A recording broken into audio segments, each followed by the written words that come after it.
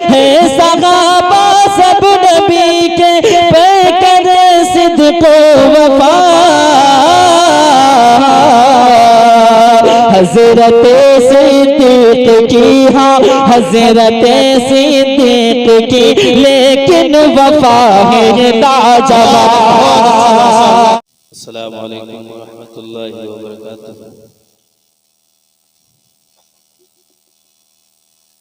अल्हम्दुलिल्लाहि नहमदुहु व नस्तईनुहु व नस्तगफिरुहु व नु'मिनु बिही व नतवक्कलु अलैहि व नऊज़ु बिल्लाहि मिन शुरूरि अनफुसिना व मिन सय्यिआति अअमालिना। मन यहदिहिल्लाहु फला मुज़िल्ल लहु व मन युज़लिलहु फला हादिय लहु। वनशहदु अल्ला इलाहा इल्लल्लाह वनशहदु अन्न सय्यदना व सनदना मौलाना मुहम्मदन अब्दुहु व रसूलुहु। अम्मा बाद फ़अऊज़ु बिल्लाहि मिनश शैतानिर रजीम। बिस्मिल्लाहिर रहमानिर रहीम। अर्रहमान अल्लमल कुरआन खलक़ल इंसान अल्लमहुल बयान। सदक़ल्लाहुल अज़ीम व क़ाल अल्लाहु तबारक व तआला यूतिल हिकमत मन यशा व मन यूतल हिकमत फ़क़द ऊतिय खैरन कसीरा मा यज़्ज़करु इल्ला उलुल अलबाब।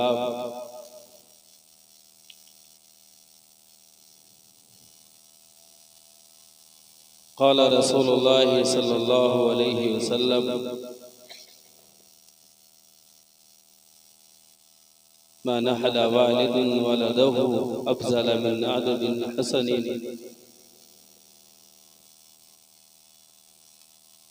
औ कमा क़ाल अलैहि सलातु वस्सलाम। मोहतरम बुजुर्गों और अजीज साथियों, अल्लाह तबारक व तआला का बेइंतहा एहसान है, उसका करम है कि अल्लाह ने आप सबको इस मुबारक मौके पर तकमीले हिफ्ज़ कुरान के इस जलसे में आने की तौफीक अर्ज़ानी बख्शी और बहुत ही मोतबर उलमाए किराम स्टेज पे बैठे हैं। आज के इस जलसे की सदारत जनाब क़ारी सईदुद्दीन साहब, इमाम व ख़तीब मस्जिद क़ुबा लहरपुर सीतापुर, और हमारे हजरत मौलाना समीउद्दीन साहब क़ासिमी मोहतमी मदरसा अशरफुल उलूम, सदर जमीयतुल उलमा जिला लखीमपुर खीरी, हजरत मौलाना शाहबान साहब उस्ताद मदरसा अशरफुल उलूम लखीमपुर में पढ़ाते हैं के मदरसे में। उनका बेहतरीन खिताब आपने सुना। और इस जलसे के जो क़ारी मज़हरुल हसन हैं वो बराबर मैं चाहता हूँ आप लोग आगे बढ़ा लें। तालिब भाई ये मजमा बैठा पीछे आगे बढ़ा लें। बेहतरीन क़िरात आपने समाअत फरमाई और उसके बाद हज़रत मौलाना हुज़ैफ़ा साहब जो आपके इस इलाक़े के बहुत महबूब, उनकी नात आपने सुनी। इसके बाद फिर तारिक अनवर की। इस तरीके से आप अब तक सुनते चले आए हैं। मैं उम्मीद करता हूँ कि भी आप बैठेंगे। ये जो जलसा मुनाकिद हुआ कुरान की तकमील पे बच्चों ने हिफ्ज़ किया, मुकम्मल किया है। अब सवाल ये है कि इल्म की इब्तदा कहाँ से होती है, शुरुआत कहाँ से होती है? इल्म की शुरुआत कहाँ से होती है? इब्तदा क्या है?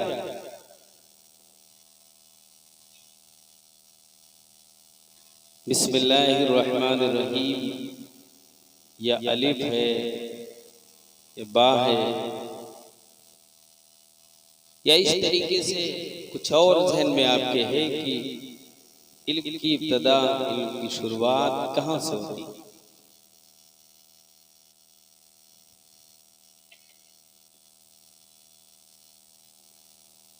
जिस बुनियादी चीज पे आज हमारी उम्मत को बेहिस कहा जाता है, इस उम्मते मुसलमान को, मुसलमान कहते अपने आप को, दूसरे लोग जाहिल कहते हैं, दूसरे लोग अनपढ़ कहते हैं, इनके अंदर पढ़ने का रिवाज नहीं है। अब जब वो औसत निकाला जाता है फीसद, उसमें भी कुछ इसी तरीके के आंकड़े आते हैं, 2-4% जिस कौम में पढ़े हों, दुनियावी एतबार से थोड़ा आंकड़े और बढ़ जाते हैं। अब उस फीसद को जाहिर है, कहा तो यही जाएगा कि ये कौम बहुत पढ़ी लिखी नहीं है, और जब नहीं है तो नहीं है ऐसा या नहीं? पढ़ी लिखी नहीं है, जबकि कुरान की पहली आयत इक़रा, पढ़ने की तरफ सबसे पहले वही अल्लाह की आई। आप सल्लल्लाहु अलैहि वसल्लम ने पढ़ने पे बहुत जोर दिया, और आप सल्लल्लाहु अलैहि वसल्लम के जो शागिर्द हैं, जो मैंने एक सवाल अभी आपके सामने छोड़ा है, इल्म की इब्तदा कहाँ से होती, उसको अगर कोई देखना चाहे कि इल्म की शुरुआत कहाँ से होती है, आप सल्लल्लाहु अलैहि वसल्लम के वो जो असहाब थे, बिलखुसूस साहब सुफ़ा, वहां जब आप देखेंगे तो इल्म की शुरुआत समझ में आ जाएगी कि इल्म की शुरुआत कहां से होती है।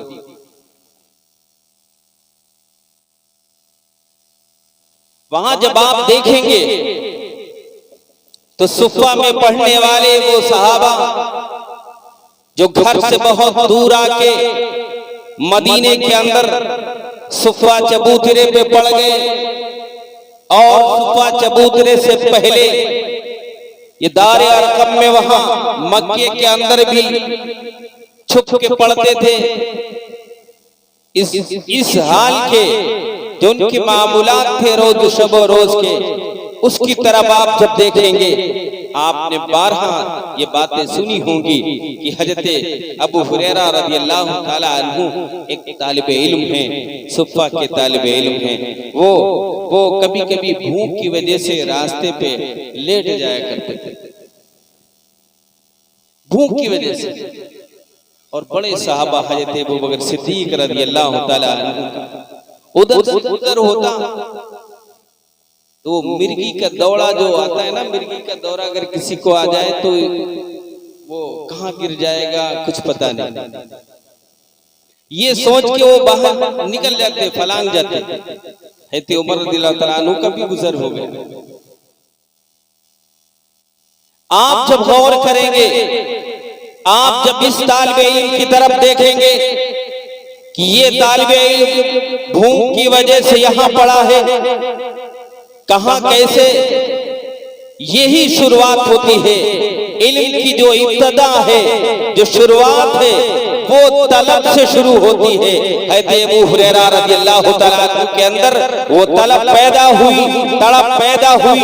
तन्हा ही नहीं आए, अपने वालिद मुहतरम के साथ आए हैं अल्लाह के रसूल की बारगाह में आप सल्लल्लाहु अलैहि वसल्लम का इल्म नबी हासिल करने, कुरान का इल्म हासिल करने। ये है इल्म की शुरुआत, इल्म की इब्तदा यहां से। अब जब तलब पैदा हो गई इंसान के अंदर, एक जज्बा, एक उमंग, हमें इल्म हासिल करना है, अब ये पहला कदम उसने बढ़ाया है। पहला कदम बढ़ाने के बाद अब वो तालीम शुरू करता है। बाकायदा आगाज मदरसों में होता है इस तरीके।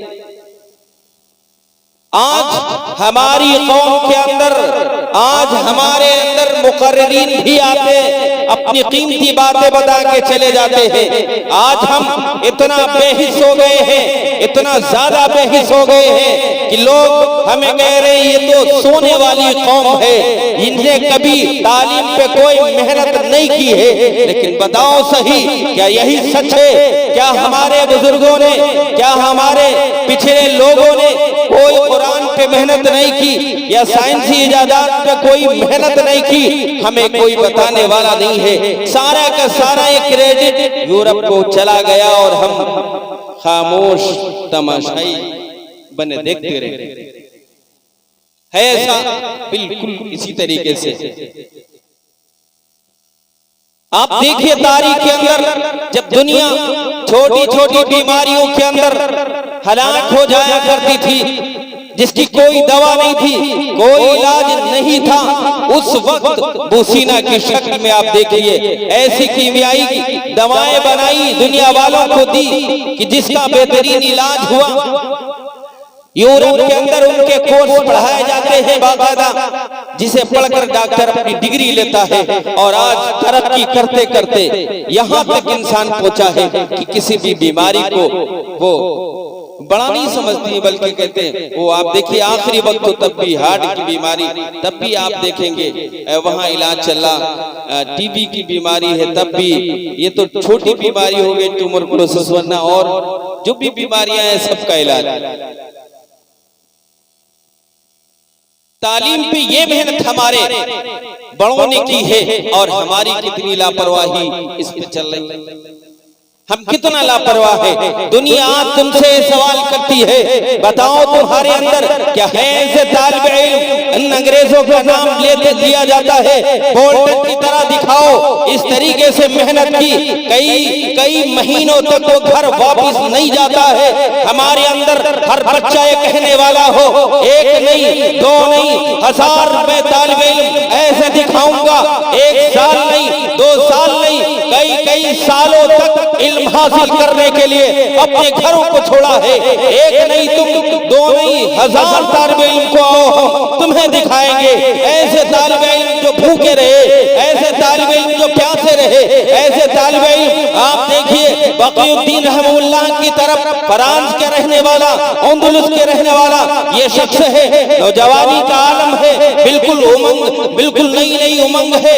इल्म की तलब पैदा हुई, दिल के अंदर शौक पैदा हुआ। ये तालिब इल्म वहाँ दूर फ्रांस के अंदर रहने वाला है, बगदाद जो यहाँ करीब में, यहाँ रसिया के करीब है, यहाँ आने के लिए समंदरी रास्ते हैं, महासागर बहते हैं, वहाँ कैसे पहुँचा जाए ये तदबीरें बंदा तलाश करता है, कैसे पहुँचा जाए, समंदर के किनारे पहुँचकर ये रास्ते तलाश करता है, कैसे अंदलुस से बगदाद पहुँचा जाए। सुना है वहाँ इल्म का दर्स देने वाले इमाम अहमद इब्न हंबल रहमतुल्लाह का दर्स चलता है, उस वक्त चलता था। बहरहाल जो तालिब इल्म अपने आप को तैयार करता है, रोज समंदर के किनारे लाकर वहाँ बैठ के देखता है कैसे मैं समंदर को पार करके वहाँ बगदाद जाऊं और वहाँ इल्म हासिल करूं। यहाँ तक कि कई दिनों के बाद ये तदबीर काम आई, कहाँ से एक कश्ती रवाना होती है, उस कश्ती वाले से खुशामद की इस तालिब इल्म ने कि हमें यहाँ से वहाँ पहुँचा दो, जो भी उजरत होगी आपको देंगे। उसने कहा भाई आपने घर से इजाजत ली है, यहाँ तो कई महीनों का सफर है, 1-2 दिन का सफर नहीं है, आप कैसे आके खुशामद कर रहे हैं? आप कोई सर्टिफिकेट बनवा के लाए हैं? उस वक्त भी जो इलाके का जिम्मेदार होता था उसकी तस्दीकें चलती थी। जैसे आज मुल्की एतबार से हमारा पासपोर्ट बनता है, नेशनलिटी हासिल होती है, उस बुनियाद पर हमें हमारा इंट्रोडक्शन हासिल होता है और हम वहाँ गैर मुल्कों का आसानी सफर करते हैं। बहरहाल उसने पूछा, इन्होंने उस जाहिर किया कि नहीं कुछ नहीं, लेकिन मुझे जाना है। बहरहाल उसने बिठाया और समंदर में लेकर चले। 1 दिन नहीं, 2 दिन नहीं, ये हफ्तों गुजर गए, मंजिल अभी नहीं आई है, महीनों गुजर गए, मंजिल नहीं आई है, खाने का कुछ पता नहीं है, जो भी रूखा सूखा मिलता खा लेते, ये इस तरीके से सफर तय किया। यहाँ तक कि और इसमें मजीद ही आया है, कश्ती रास्ते से भटक भी गई। बादबानी कश्तियां हुआ करती थी, हवाओं के रुख पर मंजिलें तय करती थी। अगर हवा का रुख थोड़ा सा बदल गया, कश्ती का जो रुख बदल जाता था, मंजिलें खो जाती थी। कई महीनों के बाद ये पहुंचे बगदाद। वहां बगदाद पहुंचने के बाद क्या हुआ, बगदाद पहुंचने के बाद जब थक गए, आराम के लिए साया तलाश किया, वहां आराम करने लगे। आराम करने के बाद जब उठा, पूछा फिर मैं बगदाद की तरफ चलूं, किसी से पूछा बगदाद का रास्ता बताओ। लोगों ने बताया ये सीधे गया बगदाद, ये सीधे गया है। रास्ते में चलते जाते एक मुसाफिर मिला, दूसरा मुसाफिर मिला। एक मुसाफिर से मुलाकात हुई, आपके हाल को देखकर उसे तरस आया। उसने कहा कि भाई क्यों आप इतना परेशान नजर आते हैं, आखिर कहाँ के हैं आप, यहाँ के तो बाशिंदे नहीं लग रहे। तो कहा मैं अंदुलुस का रहने वाला हूँ, जिसका इस वक्त नाम फ्रांस है, मैं वहाँ का रहने वाला हूँ। मैंने सुना है इमाम अहमद इब्ने हंबल बगदाद की जामा मस्जिद में दर्स देते हैं, मैं वो दर्स सुनने के लिए आया हूँ। तो आपने कहा मैं वो दर्स सुनने के लिए आया हूँ। उसने कहा कि अफसोस है आप ऐसे वक्त पे आए हो जब उनका दर्स बादशाह वक्त ने बंद कर दिया। अब उनका दर्स नहीं हो रहा, दर्स बंद हो गया। अफसोस के साथ वो कहने लगा, मुझे ए नए मुसाफिर तुझ पर रहम आता है कि तूने इतनी मेहनत के मशक्कत के साथ ये सफर तय किया ये दर्स सुनने के लिए, लेकिन जिनका दर्स सुनने के लिए तुम आए हो उनका दर्स बंद कर दिया। अब ये आगे बढ़े, का ठीक है किसी का तो दर्स चलता होगा, मैं वो मुख्तसर करके आपको बता रहा हूँ, किसी का तो दर्स चलता होगा। कहाँ यहया इब्न मुईन का दर्स चलता है, वहां गए, यहया इब्न मुईन के दर्स में बैठे, सबक सुनते रहे, लेकिन वो बराबर इस धोह में रहे। कौन सा ऐसा मौका आए, कौन सा ऐसा वक्त आए कि हम अहमद इब्न हंबल से एक मुलाकात ही कर लूं। हजारों रास्ते देखे लेकिन सारे रास्ते बंद नजर आए, कोई रास्ता नजर नहीं आया। पड़े रहे वहां, महीनों पड़े रहे, काम करते रहे, खाते रहे। आखिर में एक रास्ता खुला, और वो रास्ता खुला कि एक पुलिस वाले से उन्होंने बात कर ली। उसने डरते हुए कहा कि तुमने क्या बात कर दी है, कहीं अगर वो बादशाह वक्त को मालूम हो गया, पता चल गया तो हमारी तो खैर नहीं, तुम्हारी भी खैर नहीं। ये मुमकिन नहीं है कि मैं मुलाकात कराऊं। हजरत ने कहा नहीं, आपको मैं रास्ता बताता हूँ, किसी को कोई शक नहीं होगा, आप सिर्फ तैयार हो जाए। कहा ठीक है, मैं बताओ तैयार हूँ। तो कहा कि मैं ऐसा होलिया अख्तियार करूंगा किसी को कोई शक नहीं होगा। आप सब याद कर लो, दुनिया जब भी सवाल करे तुम सब बताने वाले हो। हमारे पास ऐसे तालिब इल्म हैं, हमारे पास ऐसे इल्म के हासिल करने वाले हैं, ऐसी मशक्कतों को उठाने वाले हैं। दुनिया के हजारों कॉलेज वाले अगर चाहे अल्लाह की कसम एक तालिब इल्म भी ऐसा नहीं दिखा सकते हैं जैसे हजरत बकीउद्दीन की तरह, हजरत इमाम बुखारी की तरह। हजारों ऐसे तालिब इल्म हैं जिन्होंने पेट पे पत्थर बांध कर अपने शोरबे को, समंदर को शोरबा बना लिया हो, सूखी रोटियों को बिरयानी और शोरबा बना लिया हो, और उसी पे बस करके यहाँ मादी करीब के अंदर जाओगे, इसी हिंदुस्तान के अंदर ऐसे ऐसे बुजुर्ग मिलेंगे जिन्होंने पत्ता खा खा के, जब वो बैतुल खला में जाते मैगनियों की शक्ल में लेटरिन हुआ करती थी, ऐसी सूरत में पढ़कर ये कुरान और हदीस अपने आप को साबित किया है। रहती दुनिया तक कोई अगर मिसाल तलाश करना चाहे नहीं कर सकता है। आज भी ये चैलेंज दिया जाता है, आज भी कहा जाता है एक तालिब इल्म ऐसा दिखाओ तो तुम्हारे कॉलेजों के अंदर, यूनिवर्सिटियों के अंदर हो, हमारे जो कॉलेजों और मदरसों के अंदर पाया जाता है, एक भी तालिब इल्म नहीं मिलेगा। आज वो तुम्हें जाहिल कह रहे, आज वो तुम्हें अनपढ़ कह रहे। मैं अर्ज ये कर रहा था, हजरत ने कहा मैं एक भिखारी का चोला ओढ़ लूंगा, एक भिखारी का लिबास पहन लूंगा। कैसे? पैरों में चोटियां छुट्टियां बांधी, एक पोशीदा लिबास पहना, हाथों में डंडा लिया और वो डंडा लेकर एक जो है भीख का कटोरा भी हाथ में लिया, एक बिल्कुल मसूरी जो भिखारी की शक्ल बनाई, किसी को कोई शक नहीं हुआ। अब बताइए ये भीख मांगने पे मजबूर है सिर्फ इसलिए कि मैं इमाम अहमद इब्न हंबल से मुलाकात कर लूं, और कोई मकसद नहीं है, सिर्फ अल्लाह के रसूल की मोहब्बत थी, अल्लाह की मोहब्बत थी, जिस मोहब्बत ने इसमें मजबूर किया है। ये चोला भीख का पहनकर ओढ़कर आप जा रहे हैं इमाम अहमद इब्न हंबल रहमतुल्लाह के पास। वहां जा रहे, रास्ते में भीख मांगते हुए, अल्लाह की सदाएं लगाते हुए, कोई कुछ दे दे, कोई कुछ दे दे, चलते गए वहां पहुंचे। जो दरवाजा था इमाम अहमद इब्न हंबल रहमतुल्लाह का, उस दरवाजे पे भी आवाज लगाई, बाहर निकले। कहते इमाम अहमद इब्न हंबल रहमतुल्लाह वो निकले कुछ देने के लिए कि शायद कोई साइल आया है, भिखारी आया है, उसे खुद दे दिया जाए। जब वो देने लगे, इशारा किया पुलिस वाले ने कि यही है।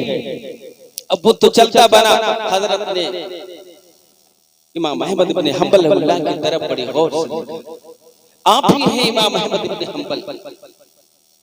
आप कौन है? तो कहा मैं आपका तालिबे इल्म बनना चाहता हूँ, आपके पास इल्म सीखने के लिए मैंने अंदलुस से सफर किया है, फरान से सफर किया है, बड़ी मेहनत और मशक्कत के साथ मैं आप तक पहुंचा हूँ, मुझे चंद हदीसें बता दें, रोज मैं आया करूंगा, हदीसें आप बता दें, मैं पढ़ लिया करूंगा। हजरत ने कहा ये तो काम बहुत मुश्किल है, ये तो मुमकिन नहीं है, मैं इस वक्त नजरबंद हूँ, मुझे कैद कर दिया है वक्त के बादशाह ने, अब अगर उसे मालूम हो गया तो मुझे सजा देगा, साथ में तुझे भी सजा दी जाएगी, इसलिए बेहतर नहीं है। तो कहा नहीं हजरत, आप बिल्कुल इसकी फिक्र ना करें, मैं रोज इस तरीके से अपना मामूल बना लूंगा, आपके पास आ जाया करूंगा, आपसे हदीस सीखूंगा, आप एक हदीस बताएंगे मैं उसी पे बस कर लूंगा, जहां मैं किसी को आते हुए देख लूं, जहां मुझे एहसास हो जाएगा कि शायद कोई आ रहा है, मैं आगे बढ़ जाऊंगा, आप इसकी फिक्र ना करें। यही सूरत हाल एक साल नहीं, 1 साल तक भिखारी का लिबास पहनकर 1 साल तक ये तालिब इल्म अपनी तड़प को इस तरीके से लोगों के सामने जाहिर किया कि अब मैं भिखारी हूँ, एक पैसा भीख मांग रहा है, और क्यों मांग रहा है? किसी से लेना भी नहीं, सिर्फ आवाज लगाना। इमाम अहमद इब्न हंबल रहमतुल्लाह के दरवाजे पे पहुंचता है कि मुझे थोड़ी सी इल्म की बात मिल जाए, मुझे एक हदीस मिल जाए, उसी हदीस पे ये इत्तेफाक कर लेता जब किसी की आवाज आती। 1 साल तक भिखारी का लिबास पहनना, 1 साल तक अपने आप को जलील करना, 1 साल तक अपने आप को ऐसे रुसवा करना, लोगों की नजर में ही ना हो, आसान है? बताओ, आसान नहीं है। इसके बावजूद आज तुम्हें यूं कहा जा रहा है हमारा इल्म का जो ताल्लुक है, इतना हम इल्म से दूर होते जा रहे हैं, इतना दूर होते जा रहे हैं। आप दुनिया तुम्हें आवाज दे रही है, दुनिया तुम्हें अपनी मसनूई चीज से तुम्हारे खुदा का इनकार कर रही है। आज अगर गैरत है, आज तुम्हारे अंदर अगर बेहिसी पैदा हो गई है तो सुन लो, दुनिया तुम्हें आवाज देती है। एक चीन है जिसका नाम मुल्क है, चीन एक जिसका नाम जो है जापान भी मुस्लिम कहा जाता है, कभी एशिया के ये मुल्क मिला करते थे, आज वो तुम्हें आवाज देता है। हमने इस सूरत से 13 गुना ज्यादा एक बड़ा सूरत बनाया जिसकी हरारत है। अगर आप ये कहते हो और एक्स मुस्लिम जो हमारे धर्म में होने के बाद बैक हो गए हैं, वो आप तुम्हें आवाज देते हैं। अगर तुम इस्लाम को मानते हो तो बताओ, उस वक्त जो फिरौन नमरूद ने कहा था इब्राहिम अलैहिस्सलाम से, कहा था अगर तुम्हारा खुदा अलग है, तुम्हारा मालिक अलग है, तो वो दिखाओ कौन सा खुदा है। इब्राहिम अलैहिस्सलाम ने कहा था मेरा खुदा वो है जो पूरब से सूरज निकालता है, पश्चिम को डुबोता है। अगर तुम खुदा हो वक्त के तो दिखा लो, पश्चिम से पूरब डुबो। तो उस नमरूद ने अपने आप को मजबूर किया था। लेकिन उस दौर का ये मकला, उस दौर की ये हकीकत आज तुमसे पूछा जा रहा है। बताओ, अब तो सूरज के बनाने वाले भी हो गए, अब तो सूरज को पैदा करने वाले हो गए, अब तो सूरज को जब चाहे निकाले, अब तो सूरज को जहां चाहे निकाले। अब बताओ, लेकिन आपको बताना होगा, ऐ वक्त के नमरूद के शैदाइयों, मैं बताता हूं, अगर तुमने सूरज बनाया है, अगर बनाया है, चैलेंज देते हो, आओ मैं चैलेंज देता हूं, ये जमीन मेरे रब की है, तुम दूसरी जमीन बना लो। आसमान मेरे रब का है, आसमान दूसरा बना लो। मेरे रब ने जिंदगी और मौत का ऐलान किया है। आज अगर तुम्हारे अंदर ताकत है तो दूसरी मखलूकें तैयार कर लो। अल्लाह ने जो बड़ी बड़ी बनाई है, मुझे तस्लीम हो जाएगा, तुम वक्त के खुदा हो। बना लो दूसरी जमीन, बना लो दूसरा आसमान, बना लो ये बड़ी बड़ी मखलूकें, बना लो जिंदगी और मौत को मैं तस्लीम कर लूंगा। आज हम देखते हैं मौत उसी तरीके से आती है। चीन के अंदर भी, जापान के अंदर भी तरक्की करने वालों, अगर तुम्हारे कब्जे में ये सारी चीजें होती, खुदाई के हमशाना होते, खुदा के बराबर होते, मौत तुम्हारी अंदर ना पैदा होती, मौत ना आती, तुम्हारे अंदर बीमारी ना होती, तुम्हारे अंदर तनज़ुली ना होती। आज तुम रशिया से आंखें मिलाने की बात करते हो, आज तुम मगरबी अमेरिका से यहाँ बात करते हो आंखें मिलाने की, ये सारी चीजें ना होती। क्यों? इसलिए तुम खुदा के बराबर अपने आप को तस्लीम करते, कोई चीजें ना हो, लेकिन सारी चीजों में तुम मजबूर नजर आते हो। हमारा एक एक बच्चा ये कहने वाला हो, और मैं कहता हूँ राइट टू एजुकेशन की कल तुम सदाएं देते थे, ईवानों के अंदर आवाजें बुलंद करते थे, मुझे राइट टू एजुकेशन चाहिए, मुझे एक तालीम का जो बुनियादी हक है मुझे चाहिए, इकोनॉमी चाहिए, बराबरी चाहिए। कहाँ गई वो सदाएं, कहाँ गई वो आवाजें, कहाँ गई वो लगन, कहाँ गई वो तड़प? पैदा करो अपने अंदर तलब को। नया जो सिलेबस है उसके तहत अपने आप को लाओ। दुनिया अगर पूछे, बताओ दुनिया वालों, आओ हम तुम्हें बताएंगे, जैसे चाहोगे बताओगे, ज्योग्राफियाई एतबार से भी बताएंगे, साइंस के एतबार से भी बताएंगे, कुरान के एतबार से भी बताएंगे। हर एतबार से हमारा तालिबे इल्म, हमारा उलमा, हमारा रहनुमा बताने वाला हो। जिस प्लेटफार्म से चाहो मुझसे जवाब करोगे इंशाअल्लाह, पढ़ाओगे अपने बच्चों को। कोई भी अगर सवाल करने वाला सवाल करेगा, उसके जवाब के लिए तैयार रहोगे। तैयारी यही है जो हमारे उलमा तैयार करते हैं, जो हमारे बच्चे मदरसों में तैयार होते हैं। दुनिया तो ये भी कह रही, कैसा रब्त है जिसपे पहली कुरान की वही आती हो, वो खुद नौज़ुबिल्लाह अलियाज़ु बिल्लाह वो पढ़े लिखे नहीं। दुनिया ये भी कहती है कि वो खुद पढ़े लिखे नहीं। ऐसा इलाका जो दुनिया में सबसे बदनाम, ऐसे इंसान जिस पे हुकूमत के लिए कोई तैयार नहीं है। कम्युनिटी क्या होती है नहीं जानते हैं। कबीले के एतबार से हुकूमत करना अपने ही कबीलों के अंदर जानते हैं। इज्तिमाई सामूहिक तरीके से उनके अंदर हुक्मरानी नहीं पाई जाती। ऐसी जगह पे कुरान उतरा, ऐसे नबी पे कुरान नाजिल हुआ। ये बहरहाल कह रहे हैं ये इल्म की बात है। मैं अर्ज ये कर रहा हूं कि आप ये बताने वाले हो, और दुनिया ये जानती है, सिर्फ आपको बेवकूफ बनाना चाहती है, सिर्फ आपको गुमराह करना चाहती है। वो जानती है इस वक्त ये उम्मत मोहम्मदिया है, ये अनपढ़ है, पढ़ी लिखी नहीं है। इसके अंदर अगर कोई दूसरे धर्म का स्कॉलर से आके अरबी की चंद इबारत पढ़ दे, ये ब्लैकमेल हो जाता है। ये समझ ही नहीं पाता है कि कुरान की है, हदीस की है, ये कौन सी इबारत है। वो तो ये कहता है ये काफी जानिस्कार है, ये तो साफ बहुत मालूमात रखते हैं। वो अपने आप को फौरन बेच देता है। इसलिए मेरा कहना यह है, आप सब बहस करो कि इंशाअल्लाह हम बताएंगे कि कुरान वहां क्यों नाजिल हुआ, वहां आप सल्लल्लाहु अलैहि वसल्लम पे क्यों नाजिल हुआ, हम बताने वाले हैं। जाहिरी माना समझ के एक मुस्लिम कहने वाले दुनिया वालों को गुमराह करते हैं। मेरे पास मैंने क्या, आप भी बताएं, मैंने जो पढ़ा है एक हदीस को समझने के लिए हमारे हजरत बैठे हैं। इंसाफ भी होना चाहिए, इज्तिमा भी होना चाहिए, नीयत भी सही हो, फहम भी रखते हो, उसको याद करने वाले भी हो, अमल करने वाले भी हो, नस्ल करने वाले भी हो। अगर ये सारी चीजें नहीं है, कुरान हदीस आप समझ नहीं सकते। आप समझ नहीं सकते। एक मौलाना साहब पढ़ के आए, इंसान और इस्तेमा नहीं हासिल हुआ था, पढ़ के आए, पढ़ने के बाद में वो जब इस्तिंजा करते फौरन वित्र पढ़ते, जब इस्तिंजा करते फौरन। एक दिन एक मौलाना साहब पूछने लगे कि आप जो है फौरन इस्तिंजा करने के बाद वित्र क्यों पढ़ते हैं? तो उन्होंने कहा मनीस तजमरा फल वित्र, मैंने ना कि इस्तिंजा करे जो भी तो उसे चाहिए कि वित्र पढ़े।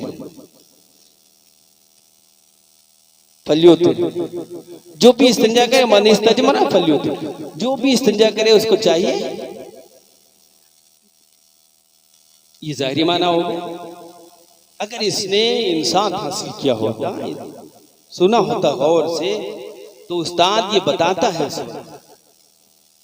कि जो इस्तिंजा करे उसको चाहिए कि ताक अदद ढीले इस्तेमाल करे, 3 को 5 ढीले 7 ढीले इस्तेमाल करे। ये इसका माना है।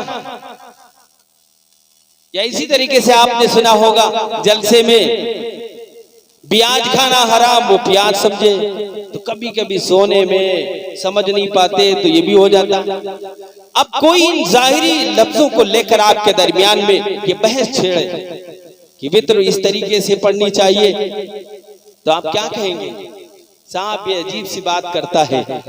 इसी तरीके से तुम्हारे दरमियान में अंग्रेजी बोलकर या हिंदी बोलकर या दीगर ज़बानों का इस्तेमाल करके तुम्हारा ब्लैकमेल करना चाहते हैं लोग।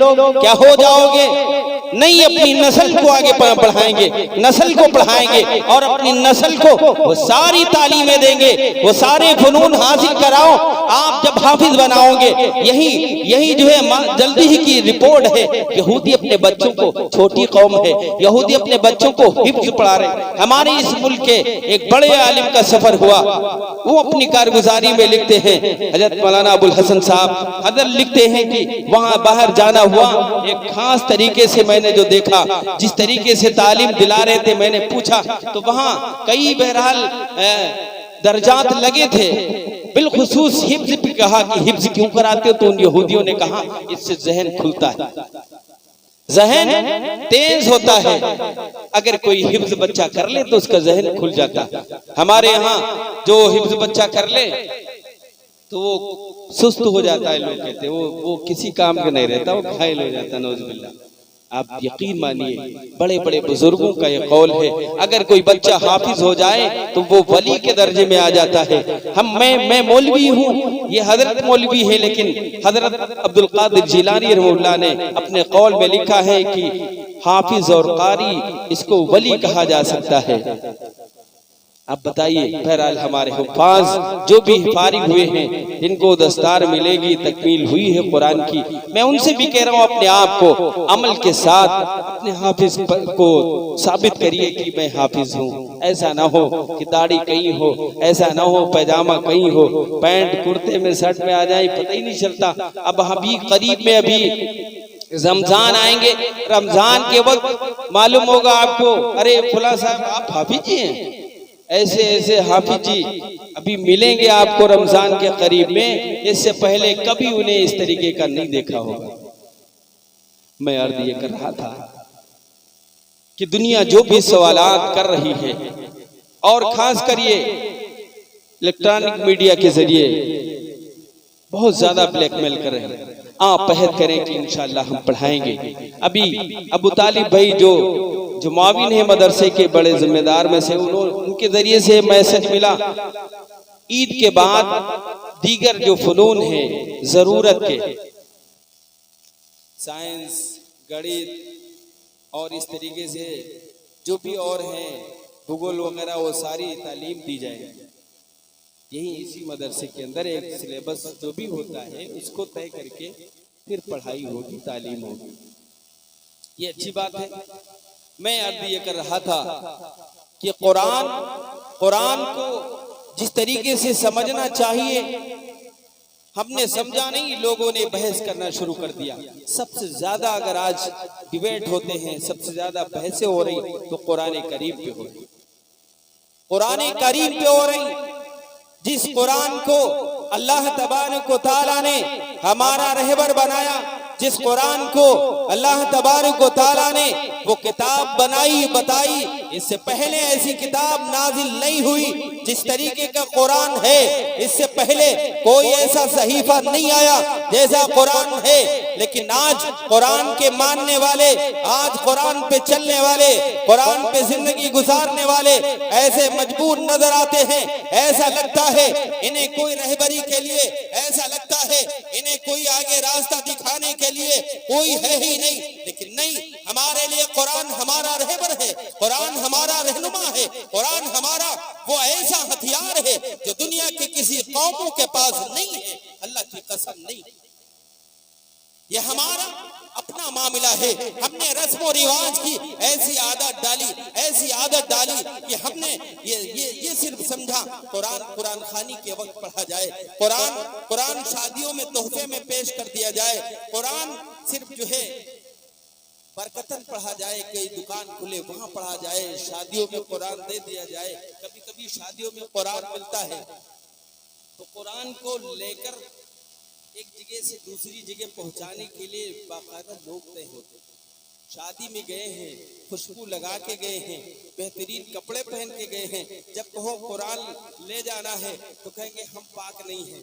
दूसरे साहब से हम तैयार नहीं, हम पाक नहीं। कैसे तुम पाक होते हो?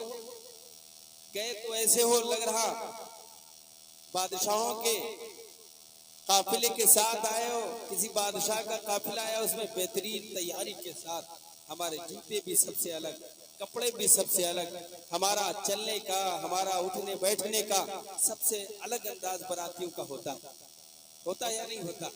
कोई अगर एक बाराती भी नाश्ते में रह जाए, जिसको नाश्ता ना मिले तो कोहरा मचा देते हैं लड़की वाले पे, कहाँ के वो मेरा बाराती एक रह गए। और इन बारातियों में जब अल्लाह के कलाम की लेने की बात आती है, कौन है जो ले जाएगा वहां?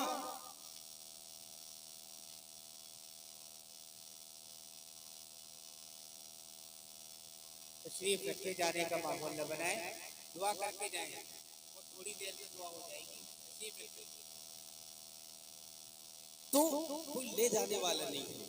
मैं मुख्तसर अर्ज कर रहा हूँ। मैंने सोचा था कि ज़्यादा वक्त शायद मुझे लेना है यहाँ वक्त ज़्यादा, लेकिन प्रशासन की तरफ से परमिशन थोड़ा था। कल बोर्ड की परीक्षा है, इंटरमीडिएट की, तो उसमें बच्चों को दिक्कत ना हो इसके लिए प्रशासन ने और हमें पूरा ख्याल करना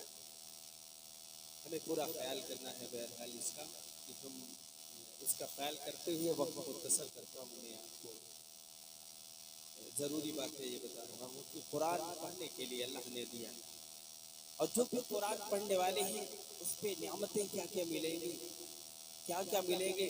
ये जो बच्चे हमारे हिफ्ज़ पूरी कर रहे हैं, हिफ्ज़ पूरा किया है, ये बच्चे जो जिनके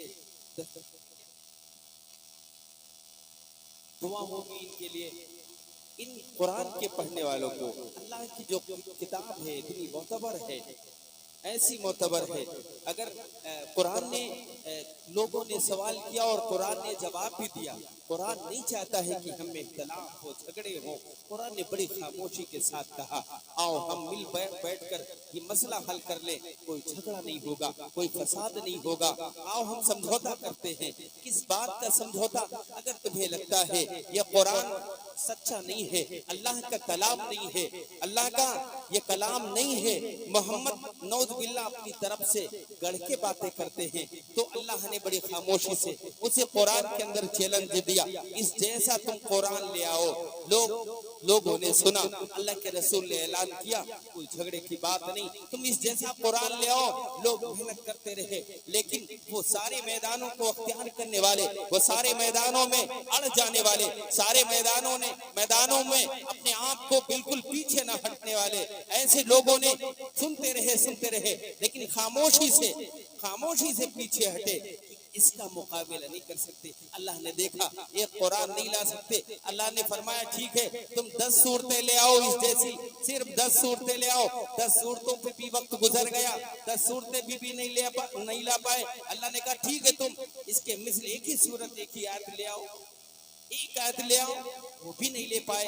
अब बताइए कुरान क्या चाहता है? नौजुबिल्ला, अमन ही अमन चाहता है। ले आते, तुम्हारा कहना भी सच हो जाता, कुरान किसका है ये भी सच हो जाता। अल्लाह ने तुम्हें बड़े मौके दिए, कुरान जैसा ले आओ, कुरान दूसरा नहीं ला पाए। कुरान कह रहा 10 सूरतें ही ले आओ, नहीं ला पाए। एक आयत ही ले आओ, नहीं ले पाए। लाने वाले इन्हें मुकन्ना वगैरह ने बड़ी मेहनत की, महीनों तक लिखा, हजारों कागज बर्बाद कर दिए। लोगों ने पूरा खर्चा उठाया कि जो भी खर्चा होगा हम देंगे, कुरान इस जैसा लिख दो। बड़ा फसाहत का मालिक था, अपने आप को कहता था। बलागत जिसकी घुट्टियों में पड़ी थी, लोग बड़े मुरीद थे उसके, वो महीनों नहीं सालों लिखता रहा। 6 महीने के बाद जब कारगुजारी ली, एक आयत का एक लफ्ज नहीं लिख पाया। कहने लगा वो कागज का पूरा ढेर पड़ा।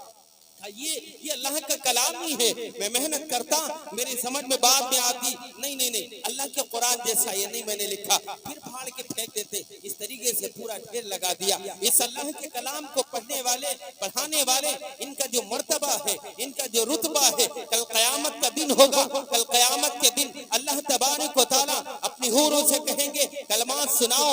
अल्लाह हूरों से कहेगा, वो कलमात सुनाएंगी, नगमात सुनाएंगी। इसके बाद दाऊद अलैहिस्सलाम सुनाएंगे। अल्लाह का दीदार एक बड़ी नियामत है, अल्लाह का दीदार एक बड़ी नियामत है। और कुर्सियां भी ऐसी सजाई जाएंगी, कुर्सियां भी ऐसी लगाई जाएंगी, हस्ब मरातिब बैठे होंगे लोग और खुश होंगे। जो जहां होगा वहीं बड़ा खुश होगा, बड़ा अच्छा उसे महसूस होगा, फील होगा। और बहरहाल अल्लाह ताला कहेगा, प्यारी तरतीब भी तरतीब कहता जाएगा, पूरे सुनाएंगे। दाऊद अलैहिस्सलाम सुनाएंगे, आप सल्लल्लाहु अलैहि वसल्लम सुनाएंगे, आप सल्लल्लाहु अलैहि वसल्लम, ये भी तरतीब सुनते जाएंगे।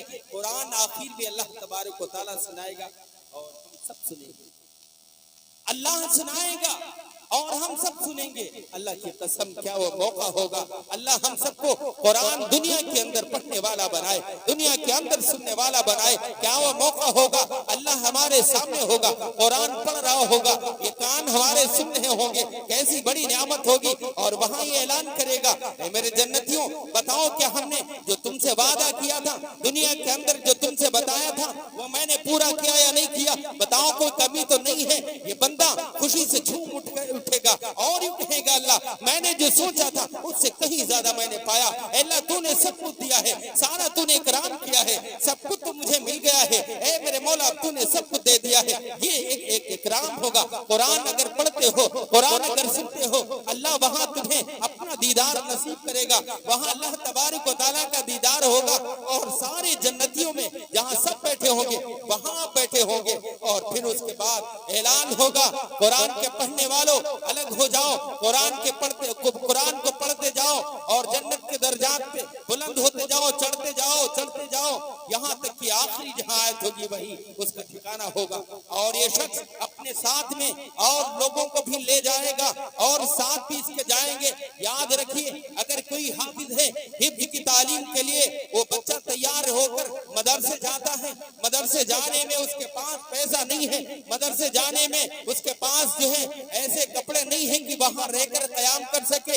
अगर कोई महल्ले का शख्स, अगर कोई आदमी उसकी मदद करता है, उसकी जो है पढ़ाई में जरिया बनता है, तो ये शख्स भी वहां याद करेगा वो हाफिज, अल्लाह ताला से कहेगा, अल्लाह मेरा साथ देने वाला फला भी दुनिया में बहुत साथ देता था, मैंने कुरान पढ़ा तो ये बाकायदा उसमें जरिया बने, अल्लाह इन्हें भी बख्श दे। अल्लाह की कसम, अगर एक हाफिज ने अल्फाज कह दिया, एक हाफिज ने तुम्हारा नाम लेकर ये तुम्हें बुलाकर अल्लाह के सामने कह दिया, ए खुला साहब है, ये मेरे खाने का इंतजाम करने के लिए रात दिन कोशिश करते थे, मेरे पढ़ने के लिए ये बड़ी मेहनत करते थे, ये जरिया बने, अल्लाह इन्हें बख्श दे, अल्लाह इन्हें माफ कर दे, अल्लाह ताला इन्हें माफ कर दे। ये कुरान भी हुज्जत बनेगा जिसको हम पढ़ रहे हैं दुनिया के अंदर। ये कुरान भी हमारे दरमियान में जब मामला होगा, ये कुरान हुज्जत बन के आएगा कि अल्लाह मैंने पढ़ा है, इस पढ़ने वाले को मैं जानता हूँ, इसने मेरी तिलावत की है, अल्लाह इसे माफ कर दे। उस वक्त अगर माफ कर दिया अल्लाह ने जन्नत का फैसला दे दिया, जन्नत में हम चले गए, तो मालूम है जन्नत का वो फैसला होगा जो हमेशा हमेशा होगा, हमेशा हमेशा आप जन्नत पे चले जाएंगे। वहाँ की नियामतों से, वहाँ की जो अल्लाह ने इनाम रखे हैं, बड़ी बड़ी नियामतें रखी हैं, फिर वो सारी ऐश की जिंदगी होगी, कभी मौत नहीं है, हमेशा में इसके लिए दाखिल हो जाए। ये हाफिज जो आज मुकम्मल हुआ। बहरहाल अल्लाह ने एक आयत के अंदर फरमाया है जो मैंने आपके सामने तिलावत की है, इसके अंदर फरमाया कि अल्लाह जिसको चाहे, मैं रहमान के तर्जुमा वक्त हो रहा हजरत कर देंगे या की बातें बताएंगे और फिर मैं इंशाल्लाह जो है कभी फिर आपके दरमियान जब आऊँगा तो इंशाल्लाह बात करूँगा। मैं अर्ज़ कर रहा हूँ कि अल्लाह जिसको चाहे, अल्लाह जिसको चाहे हिकमत दे, और जिसे हिकमत दे दे उसके साथ अल्लाह ने बड़ा भलाई का मामला किया। यूँ समझिए जिसके अल्लाह ने पढ़ने का मौका दिया है उसके साथ अल्लाह ने बड़ा भलाई का मामला किया, ज्यादा बड़ा भलाई का मामला किया। और वही लोग इससे नसीहत हासिल करते जो अक्लमंद लोग। आप सब मैं उम्मीद करता हूँ अक्लमंद हैं और उम्मीद करता हूँ कि आप सब कुरान के पढ़ने पढ़ाने पे, या कुरान अगर हमारे बच्चे नहीं हैं, बड़े हो गए, आप महल्ले में कुछ खास ऐसे देखिए, आपका इस्लाम वो है जिसने तालीम को हवा और पानी की तरह आम किया है। इससे पहले सीनों से सीनों में मुंतकिल होता था, लेकिन इस्लाम जब से आया ऐसे हवा पानी की तरह तालीम को आम किया, ऐसे आम किया कि आज देखो छोटे छोटे शहर माशाल्लाह, वहाँ कॉलेजेस हैं, वहाँ यूनिवर्सिटियाँ हैं पूरे ज़िले के अंदर, और मेडिकल कॉलेज भी अब तो हो रहे हैं, जो मुश्किल थी वो भी हो रहे हैं। हमारे हुफ़ाज़ भी, हमारे मदारिस भी बेहतरीन चलते हैं, सारी चीज़ें पाई जाती। इसको हम मजीद आगे बढ़ाएंगे, अपने बच्चे को एक ऐसा स्ट्रॉन्ग शिक्षा तालीम देंगे कुरान के बाद कि जैसा दुनिया चाहती है हम इंशाल्लाह मुकाबला करेंगे। हमारा जो सिलेबस है हमारे उलमा इस वक्त तय कर रहे हैं राइट टू एजुकेशन, हम इंशाल्लाह उस पर चलेंगे। उसके जवाब का तरीका भी हमारे उलमा बता रहे हैं माशाल्लाह। हम उम्मीद करते हैं कि आप सब इसके लिए तैयार होंगे। कुरान के पढ़ने वाले वो भी बहुत मोहतरम काबिल एहतराम, कुरान के पढ़ाने वाले भी बहुत काबिल एहतराम है, और कुरान का बदल अल्लाह के सिवा कोई दुनिया के अंदर नहीं दे सकता। हजारों कोशिशें कर ले दुनिया वाले, सारी दुनिया उसका बदल हो जाए कुरान का, अल्लाह की कसम नहीं हो सकता। जो सिर्फ बदला आपका रब ही दे सकता है, आपका हमारा खुदा ही दे सकता है, दुनिया का कोई शख्स इस कुरान का बदला नहीं दे सकता है। इसके साथ साथ अल्लाह के रसूल ने फरमाया, एक शख्स को देखा कि वो कुल हुवल्लाहु अहद पढ़ रहा, तो काला वजबत, तो कहा कि वाजिब आपके साथ साहबा थे, साहबा ने फरमाया कि क्या वाजिब अल्लाह के रसूल, तो कहा जन्नत वाजिब, कुल हुवल्लाह पढ़ने वाले पे जन्नत वाजिब, जन्नत वाजिब। तो आप सब मामूल बनाए कि कुल वल्लाह को कम से कम 24 घंटे में 3 मरतबा पढ़ोगे इंशाल्लाह। आज से बहुत तेज चल रहे हैं, उसके ताल्लुक से एक दुआ है छोटी सी, जो रमज़ान में भी एक तरावी के 4 रकात करने के बाद उसमें पढ़ा आता है। 7 मरतबा अगर कोई मगरिब के बाद, 7 मरतबा फजर के बाद पढ़ ले तो 24 घंटे में किसी भी वक्त अगर आपका इंतकाल होता है, किसी हादसे का शिकार होते हैं, तो सीधे जन्नत जाएंगे। कहाँ जाएंगे?